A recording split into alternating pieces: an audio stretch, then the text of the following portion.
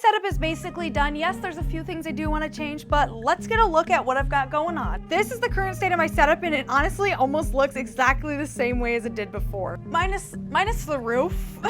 And with an addition of the sick shelf. Now, right now I do have my PC mounted on my desk. I am debating it mounting it underneath the desk, but I just can't decide if I want to. Because then when I make videos, my PC is gonna be under the desk hidden instead of on top where you can like see it. So on the desk, under the desk, what are we thinking?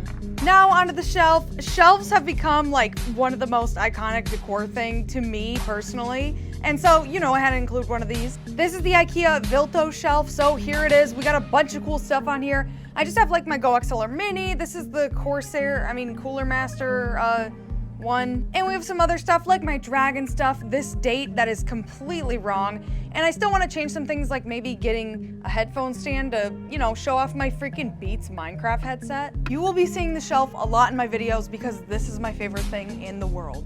Like I said before, everything else in my setup essentially looks exactly the same as it did before in my previous room before I moved. I moved the orientation of the squiggly light on this side, whereas it used to be over here. And soon I will be changing out these white monitors for black ones to match the rest of the setup. Honestly, I love the way that the setup looks so much. It is like so me-core, but like in a unique way, you know what I mean? A lot of people are saying I should dye my hair blue, by the way. Should I do it?